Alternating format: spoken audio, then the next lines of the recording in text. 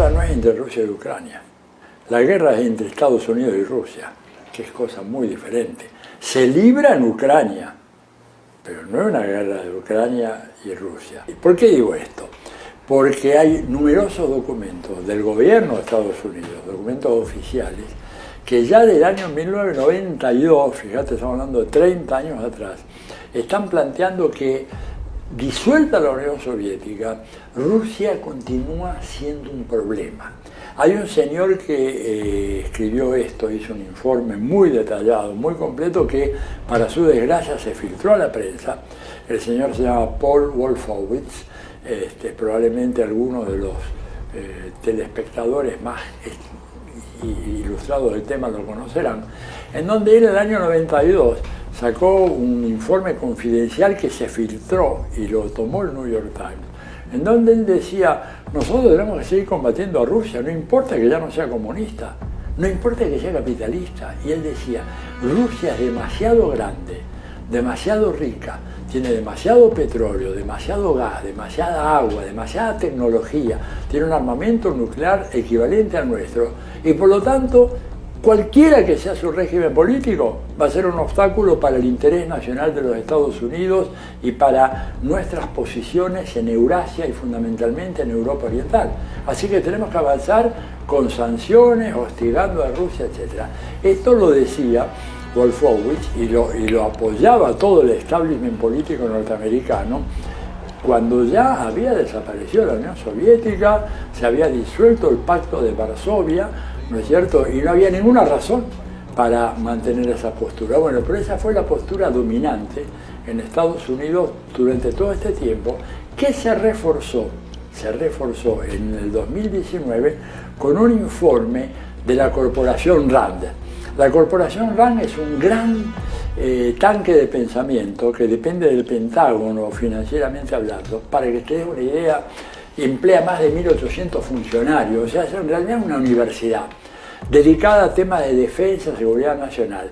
Ellos en el 2019 publicaron otro informe que por suerte también se logró filtrar en parte, en donde decían de que había llegado la hora de avanzar en la intensificación de las sanciones en contra de Rusia, los efectos de desangrarla en una guerra, desangrarla económicamente, y a los efectos de lograr este proceso que se llama de sobreexpansión de Rusia para que se involucre en una guerra, recomendaban explícitamente, tal como te lo voy a decir ahora, instalar armamento letal en Ucrania. Este es un informe de febrero-marzo del 2019. Por eso, cuando se habla de la invasión de Putin, hay que tener todos estos elementos en consideración. En realidad, Putin está reaccionando a lo que era una agresión inminente recomendada por el más importante tanque de pensamiento del Departamento de Defensa de Estados Unidos. Y por eso te digo de que la guerra en realidad no es una guerra de Ucrania. A Ucrania la meten en la guerra. Primero haciendo un golpe de Estado en el 2014, golpe de Estado en el cual el gobierno de Estados Unidos tuvo un papel esencial.